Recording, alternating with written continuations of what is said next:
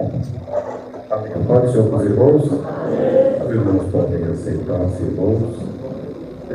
Com muita gratidão e com muita reverência, eu quero primeiramente agradecer aos irmãos pela oportunidade que me é concedida. Eu sei, irmãos, que é uma grande responsabilidade e também prometo que não vou tomar muito tempo, mesmo porque ainda haverá um trabalho consequente ao Dia dos Pais. E de antemão eu já quero parabenizar todos os pais que se fazem aqui presentes, que Deus continue abençoando a vida de cada um dos irmãos. Eu convido os irmãos, vamos abrir as nossas Bíblias, irmãos, do Evangelho que escreveu Lucas. Eu vou tomar esse texto, já que hoje também é Dia dos Pais, eu sei, é um culto de missão, mas também é o Dia dos Pais.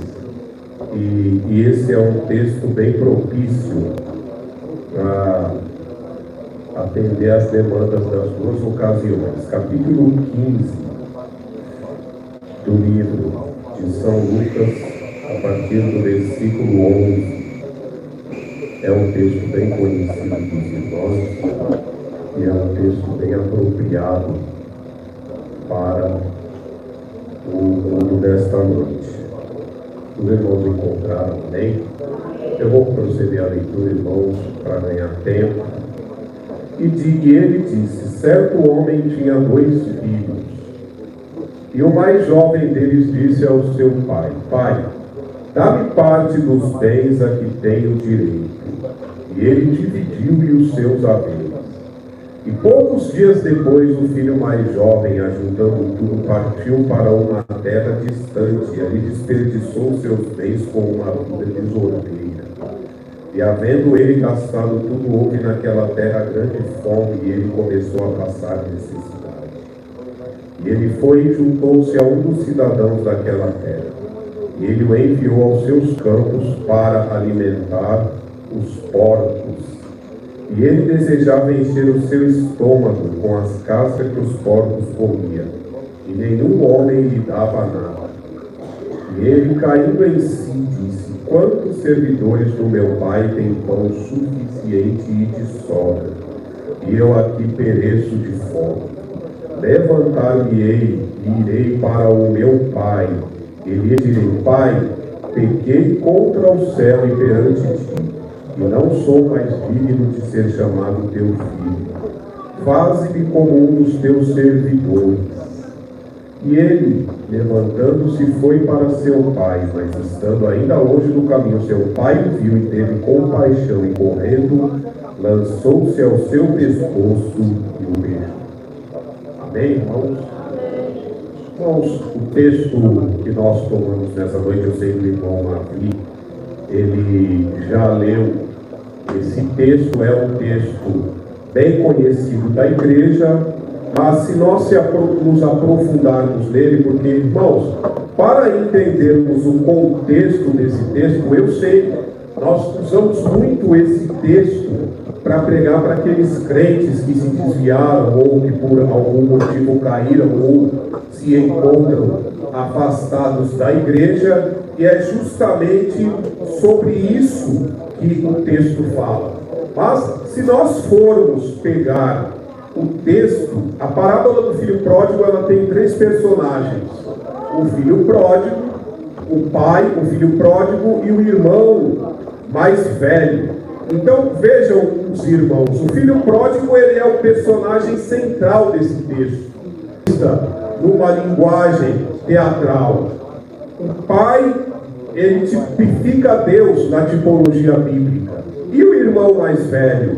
É importante, irmãos, nós temos esse discernimento, porque a parábola é chamada a parábola do filho pródigo, mas a palavra, a mensagem, ela está sendo dirigida ao irmão mais velho. Então vejam os irmãos, como que está sendo dirigida ao irmão mais velho? Para nós entendermos isso, irmão, nós precisamos ver aqui os primeiros versículos. Quando diz que ele estava sentado comendo com publicanos e pecadores. E os fariseus comentavam: olha, ele come com esse tipo de pessoa, mas por que eles arrazoaram assim, irmãos? Ora, se assentar à mesa com alguém, ou convidar essa pessoa para se assentar à sua mesa, revela, irmãos, um ato de grande confiança. Você revela que aquela pessoa, ela já faz parte do seu círculo íntimo.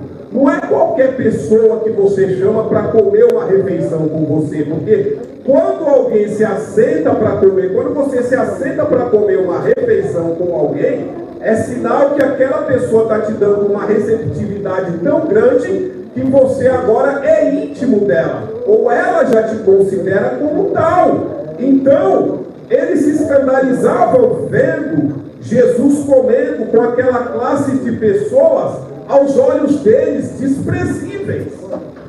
E aí Jesus, ele vem com a parábola da ovelha perdida, que é outro texto, irmão, outro contexto que nós precisamos entender. Tipo, o homem que ele chega, que ele tem 100 ovelhas e percebe que lá tem 99 e está faltando uma. Ora, irmãos, se ele tem 100 ovelhas, ele perdeu uma só, ele ainda tem 99, ou seja, é uma perca insignificante. Se a gente for olhar para a quantia, é 1%, é uma só. Mas ele sai da sua casa, deixa o conforto do seu lar e vai atrás dessa ovelha. Mas o que chama a atenção nesse texto é o versículo 7, que diz: eu vos digo que assim haverá mais alegria no céu por um pecador que se arrepende, presta atenção, do que por 99 pessoas justas que não necessitam de arrependimento. Só que a Bíblia ensina, irmão, que sem arrependimento não há remissão de pecados. Quem aqui não precisa de arrependimento? Ou você nunca se arrependeu de nada na sua vida? Se você não se arrependeu, irmão, é porque você ainda não se converteu. E se você não se converteu ainda, é porque você precisa se arrepender para que os seus pecados sejam perdoados e você seja aceito diante de Deus. Então, o que essas 99 ovelhas elas ensinam? Elas ensinam o seguinte, irmão: tem época que nós chegamos num ponto que nós nos achamos tão religiosos e tão ciosos das nossas posições que nós achamos que nós não precisamos mais de arrependimento. É pura religiosidade. Eu sou tão religioso, não. Esse assunto não é para mim, eu não preciso me arrepender. Eu sou religioso, eu vou para a igreja todo dia, eu carrego a Bíblia. Eu já ouvi de muitas pessoas: olha, eu nunca me arrependi de nada do que eu fiz. Então, irmão, você precisa levantar a mão e aceitar Jesus de novo, porque sem arrependimento não tem como Jesus receber você. Mas se você estiver com seu coração aberto para se arrepender nessa noite, Ele também está com os braços abertos para te receber, para te aceitar e para te trazer de volta ao seu redil. E a oportunidade, ela está aberta para você nesta noite.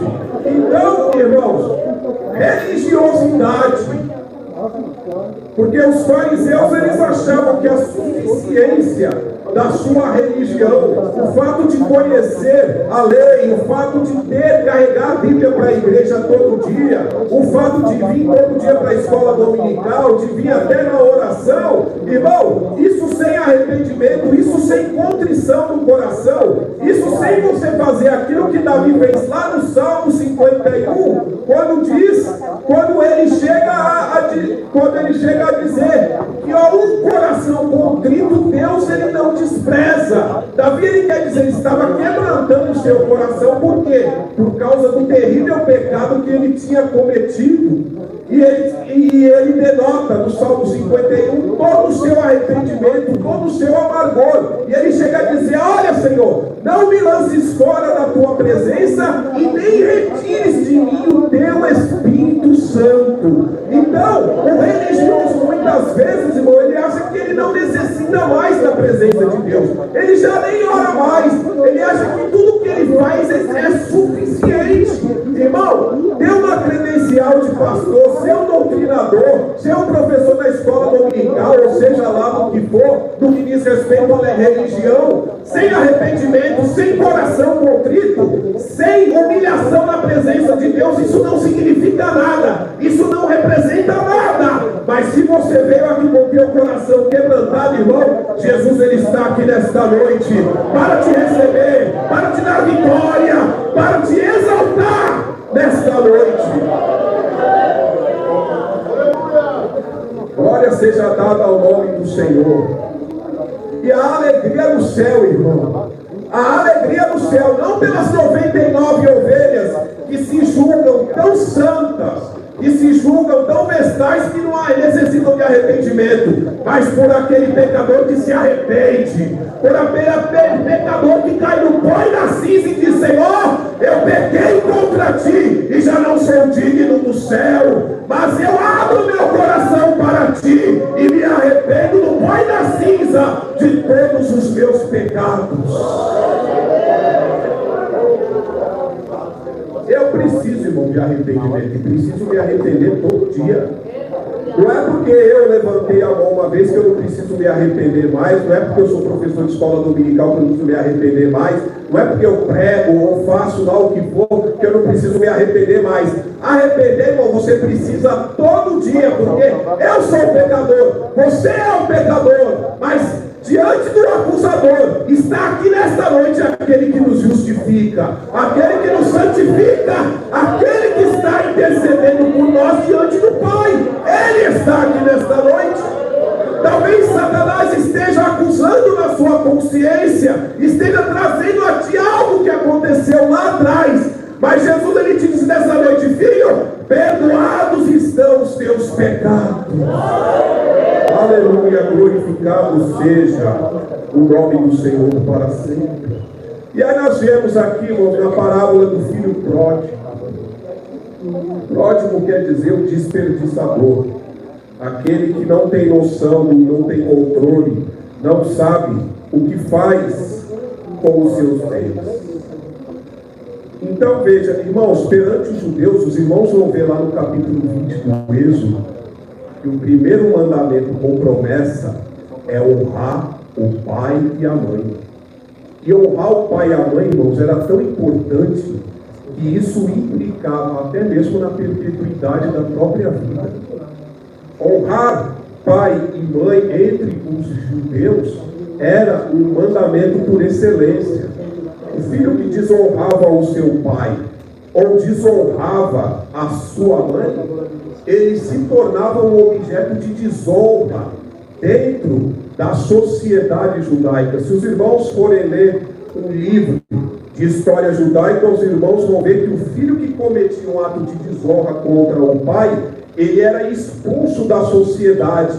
E como simbolismo desse ato de repúdio e de expulsão, o pai dava-lhe uma bofetada e o expulsava para fora, e o povo também estava lá olhando aquele pai por estar fazendo isso. Também a relevância que os judeus eles davam para o filho que desonrou seu pai. O filho fez contra o seu pai, irmãos, ele virou as costas para o seu pai. Quando extemporaneamente ele pede a herança do seu pai, embora a lei judaica ela permitia que uma pessoa viva transmitisse a herança para alguém, literalmente ele estava dizendo para o seu pai: ó, para mim você morreu, para mim você já foi. Ou seja, irmão, ele já, na verdade, ele estava dentro de casa, mas o coração já estava fora. Aquele momento ele chegaria inevitavelmente, porque o corpo está dentro, mas o coração está fora. Ele já estava longe da casa do pai, estava dentro, participava das coisas do pai, compartilhava dos bens do pai, mas o coração já estava lá fora. É o que acontece com muitos de nós, muitas vezes, irmão. Estamos na casa do pai, muitas vezes recebemos as bênçãos do pai, muitas vezes fomos batizados com o Espírito Santo, muitas vezes fomos usados como profeta, como pregador, como professor, como ensinadores, mas hoje temos um corpo dentro e um coração fora, um corpo dentro e um coração desejoso de compartilhar as coisas do mundo. Só que tem uma coisa, irmão, uma hora esse desejo se torna realidade, porque o Salmo 101, o salmista ele diz: aquele que usa de engano, ele não permanece na minha casa. Ele pode até durar anos, irmão, mas uma hora ele vai embora. Então, uma hora o desejo desse rapaz, ele se tornou realidade. Ele chega para o pai e faz uma proposta chocante.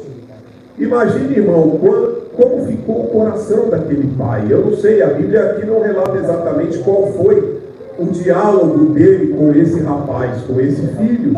Mas imagine a expressão de tristeza, de desgosto.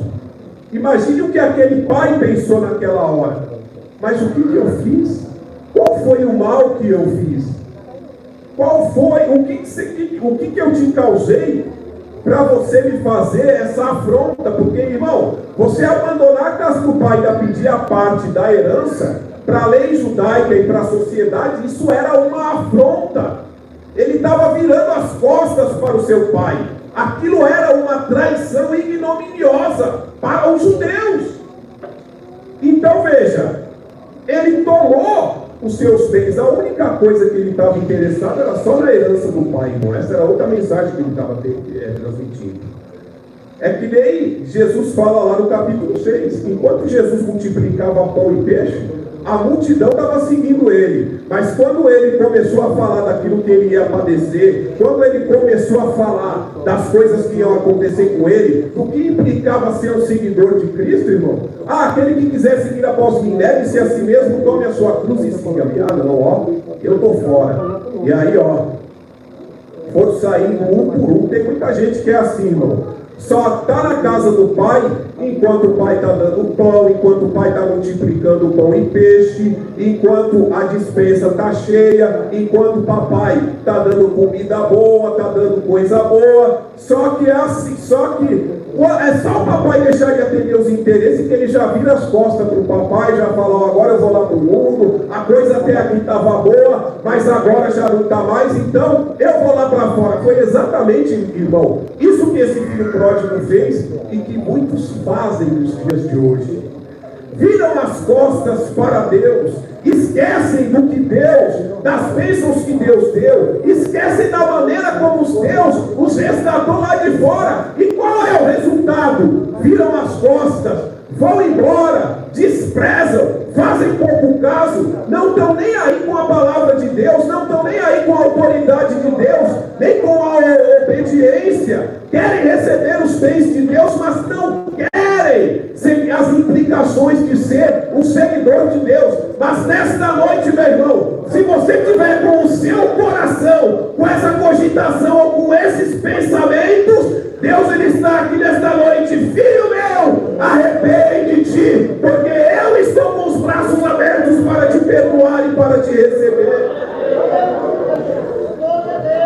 Filho meu, dá-me o teu coração. Dá o teu coração para Deus, irmão. É lógico, Deus não quer só o coração, mas Deus também não quer só o corpo e o coração lá longe, irmão. Isso aí também não vai servir para nada.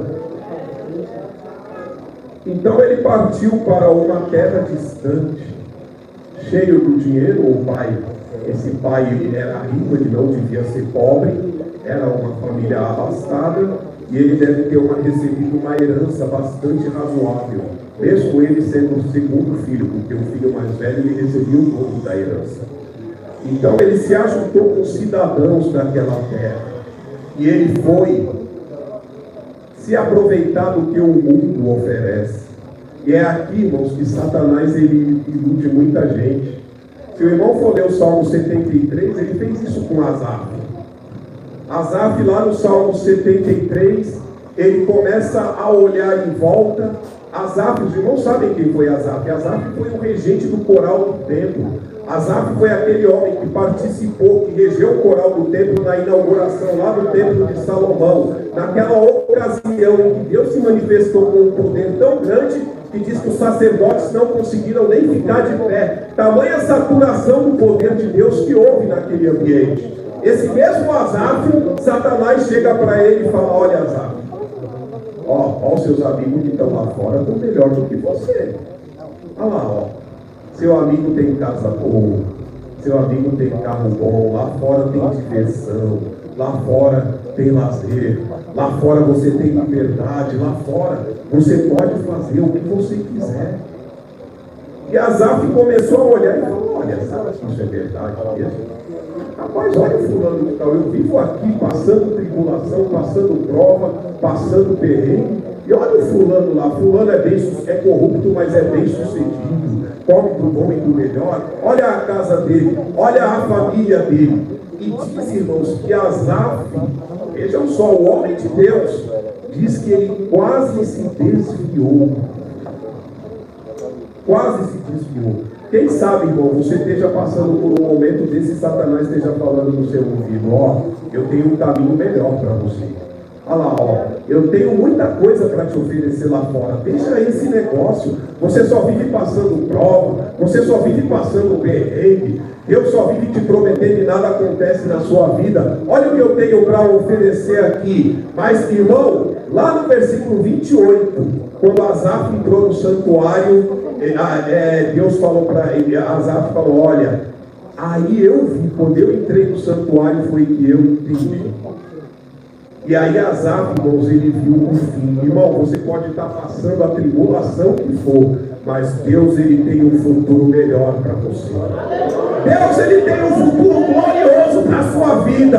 Não importa o que Satanás esteja te oferecendo lá fora e a tribulação que você está passando aqui dentro, mas saiba que o seu fim será melhor do que o seu começo.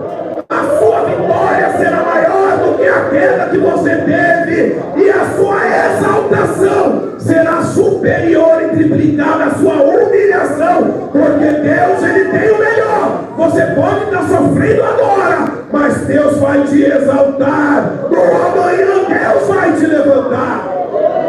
Aleluia! Só que aí, irmãos, o dinheiro, só que tem uma coisa: Satanás, ele esqueceu de falar uma coisa para você: o dinheiro acaba, a saúde acaba, os bens materiais também acabam. E agora? O dinheiro acabou. Os amigos, quando o dinheiro acaba, porque tem amigo que é assim, irmãos, enquanto você está com a despensa cheia, está com saúde, enquanto está tudo numa boa, você vai que é uma beleza. Mas deixa você ficar doente ou o dinheiro acabar. Tem um adágio aí que diz: não é nessa hora que você conhece os verdadeiros amigos. Isso é verdade, gente. É nessa hora que você vai saber quem é seu amigo. E aí, irmãos, os amigos o deixaram. Quer dizer, agora ele não tinha nenhum, né? Porque enquanto ele tinha dinheiro, o pessoal estava em volta dele. Agora não tinha mais ninguém. E aí começou, além do dinheiro acabar, ainda teve fome naquela terra. Olha aí, irmãos, o fim. E aí ele começou a comer. Para o judeu, irmão, a pior coisa que tinha era se misturar com o porco. Esse aqui, ele desceu tanto, a decadência foi tão grande, que isso aqui foi ainda pior. Ele comia com os porcos. Irmão, participar e comer a ceia do Senhor aqui dentro é melhor do que comer com os porcos lá fora.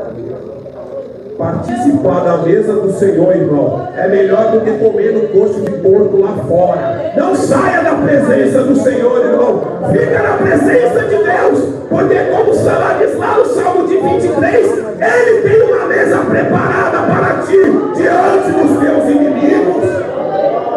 Tem uma mesa preparada para você, irmão. Não vá comer com porco lá fora, não. Deus tem uma mesa preparada, aleluia, para você nesta noite. Tem um banquete especial.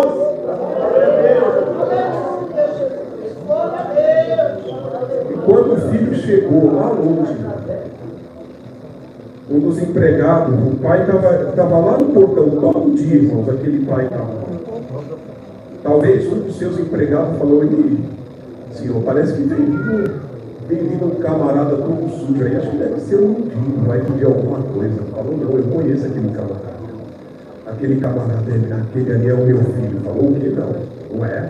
Com a roupa toda rasgada daquele jeito, um homem que se vestiu igual ao príncipe, com a roupa toda esfarrapada e todo sujo daquele jeito, só ele pode ser o seu filho. Falou: não, ele é o meu filho.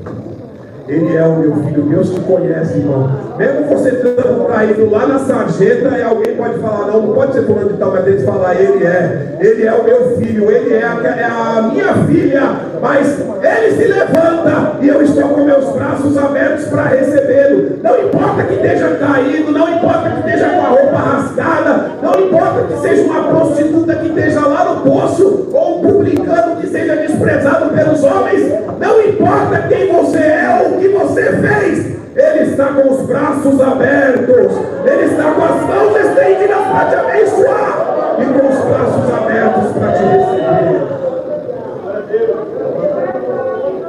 Coloca nele as melhores roupas, coloca o anel, coloca o sapato, coloca as vestes. Irmão, essas roupas elas só eram colocadas em ocasiões especiais. Somente quando era o casamento do filho mais velho é que era colocado, Marcelo, esse anel que ele colocou. Era só no casamento deles. Talvez seja por isso que ele tinha ficado tão velho, tão irado. Porque as roupas dele, a roupa que era do primogênito, o pai deu para o outro, do mais novo. Aí não é que entra o fariseu na história. Porque o religioso ele acha que é ele que tem o privilégio.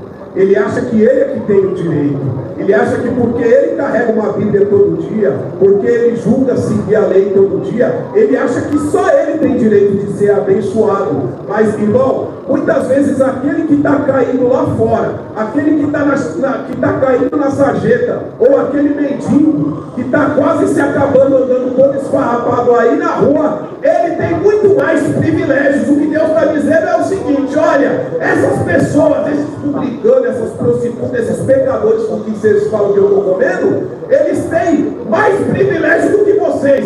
Vocês perderam o privilégio porque acham que é a religião que salva, mas eles ganharam o privilégio porque eles entenderam o verdadeiro caminho da salvação. Religião não salva, regra não salva, placa de igreja não salva, estatuto não salva. Quem salva é Jesus.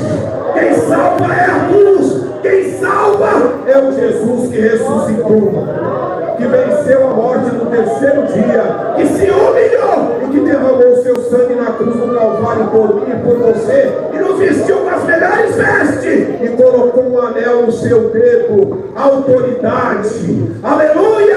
Deus, Ele deu para você nesta noite, meu irmão. Volte para Jesus, você que se tem alguém aqui que se encontra nessa condição. O pai ainda está lá no portão te esperando. Ele abraçou o filho pródigo naquele dia, mas ele está aqui para abraçar e receber você nessa noite. Que Deus abençoe. Amém. Irmão, eu não sei se há alguém que quer aceitar Jesus, que quer entregar a sua vida para Jesus nessa noite. Ainda bem-vinda. Entregou a vida várias vezes para Jesus, mas hoje no momento meio que Deus vai fazer uma coisa. Tem mais alguém, irmão, que quer receber Jesus como Salvador nessa noite? Há mais alguém? Se não tem, irmãos, que Deus abençoe, conceda outra oportunidade. Mas que essa mensagem alcance o seu coração, a sua vida e a sua alma. Que Deus abençoe a sua vida e nós ficamos muito honrados com a sua presença. E que Deus abençoe imensamente.